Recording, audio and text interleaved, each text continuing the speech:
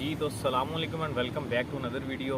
आज की वीडियो भी काफ़ी इम्पोर्टेंट है क्योंकि आज की इस वीडियो में हम बात करने लगे हैं दुबई में लिविंग एक्सपेंसेस जो से होते हैं वो कितने का आ सकते हैं। और ये वेरी करता है कि आप सिंपल रह रहे हैं यानी अकेले रह रहे हैं या आप फैमिली के साथ रह रहे हैं। मैं इन दोनों का बताऊंगा कि अगर आप अकेले रह रहे हैं तो कितना आपका एक्सपेंस आ सकता है, और अगर आप दुबई के अंदर एक फैमिली रखना चाहते हैं तो आपका एक्सपेंस कितना आ सकता है।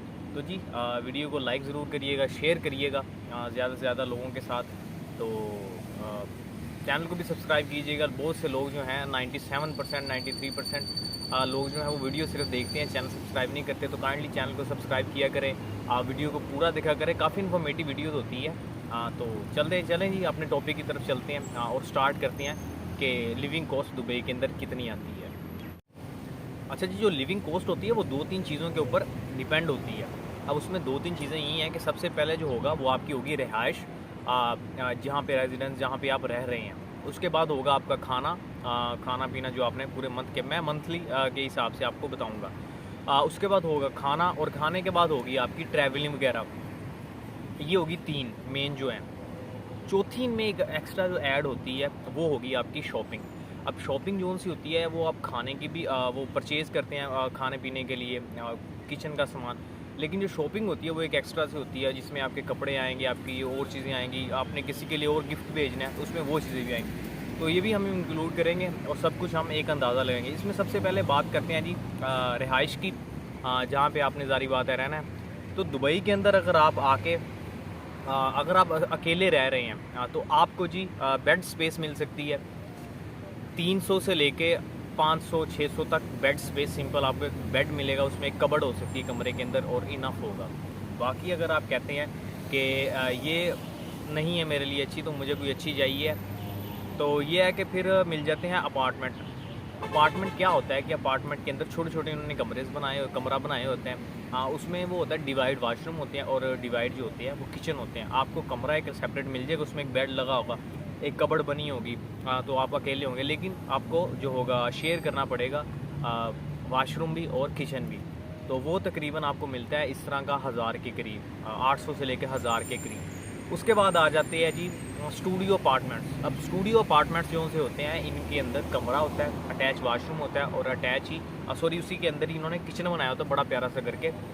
एक कमरा होता है, मे बी वो हो सकता है 200 बाई 400 का, ये एरिया मैं बता रहा हूँ जो कि हो सकता है। तो जी इसका जो किराया होता है इसका 2000 से लेके 2500 तक होता है। डिपेंड करता है कि किस तरह की कंडीशन है, कितना साफ़ है और किस एरिया में है। एरिया बहुत मैटर करता है। अच्छा, मैं आपको एक बात बता देना चाहता हूँ, मैं बार बार इधर देखता हूँ, उसकी वजह ये है कि मैं जिस एरिया पे बैठा हूँ पूरे दुबई के अंदर ही आपको व्लॉगिंग करना या वीडियो बनाना इलीगल है।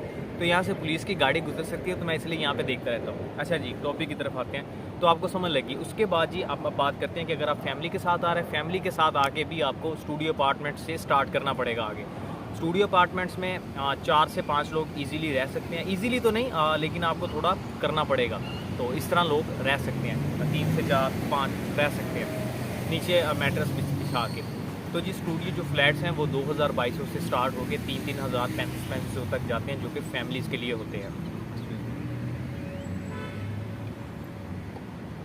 अच्छा जी, उसके बाद जो सा होता है कि अगर आप दुबई के अंदर ही मैं बात करूँ, यही चीज़ अगर आप शारजा के अंदर लेते हैं तो 2000 के अंदर आपको ठीक ठाक बड़ा फ्लैट मिल जाएगा, जिसके अंदर 2 से 3 रूम्स होंगे, अटैच वाशरूम होगा और ख़ूबसूरत बना होगा।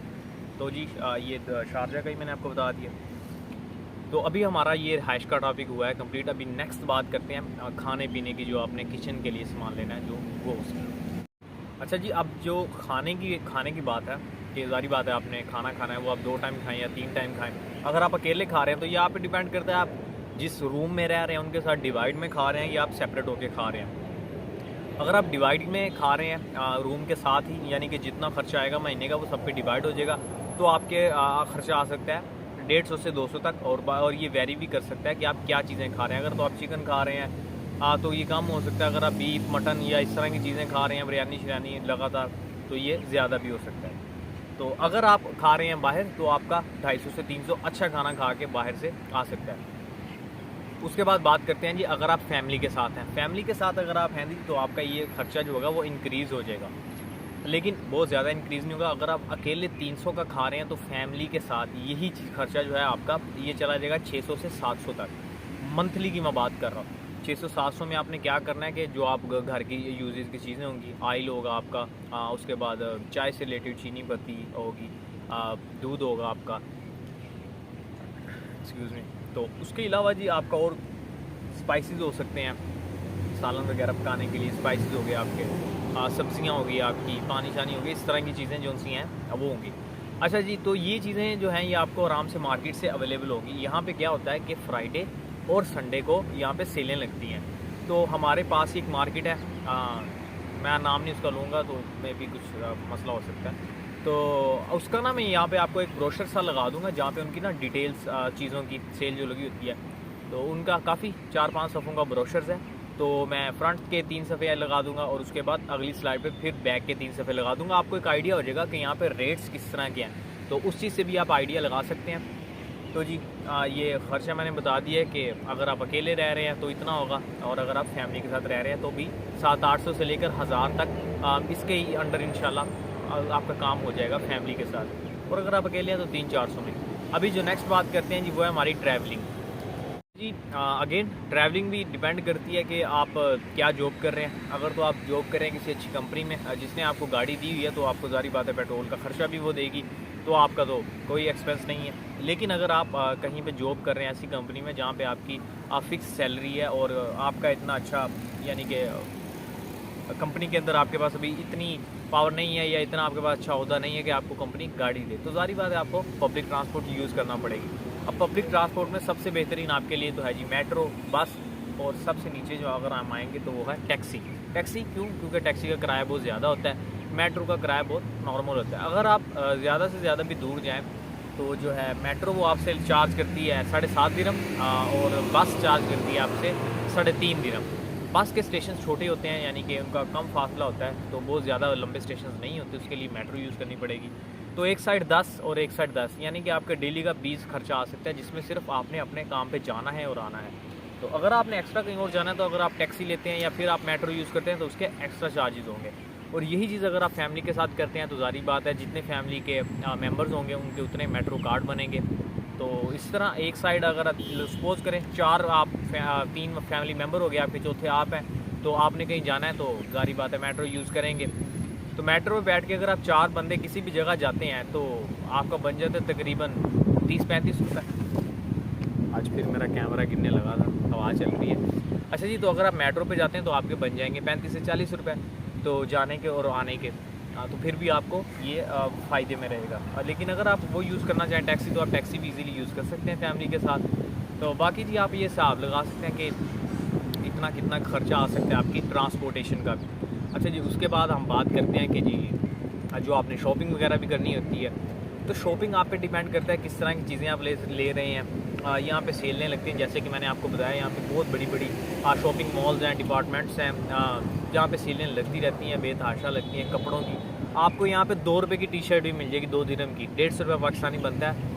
2 दिरहम की भी टी शर्ट मिल जाएगी, लेकिन ये जो मैंने पहनी हुई ये 25 दिरहम की टी शर्ट है, ये 2 रुपये वाली नहीं है। तो जी आपको इस तरह की चीज़ें भी मिल जाएंगी। आप ये खुद ही देख लें, ये शर्ट 25 दिरहम की और 2 दिरहम वाली आप खुद ही हिसाब लगा लें वो किस तरह की होगी। तो जी इस तरह चीज़ें यहाँ पे हर तरह की मिल जाती हैं। लेकिन जो है वो आप पे डिपेंड करता है कि आप किस तरह की चीज़ लेना चाह रहे हैं। तो शॉपिंग में जब आप जितनी भी करेंगे वो उतना खर्चा अगर आप महीने की 2000 की करते हैं तो अपने बाकी चीज़ों को भी 2000 से आपने हिसाब में डाल लेना है कि मेरा इतना ये खर्चा है, तो आप अपनी लिविंग कॉस्ट महीने की आराम से निकाल सकते हैं। अगर मैं आपको सीधा सीधा बताऊं तो अगर एक सिंपल बंदा यहाँ पे रह के दुबई के अंदर, मैं इसको उठा ही लेता हूँ, अगर मैं आपको सिंपल बताऊं तो दुबई के अंदर एक सिंगल आदमी रहकर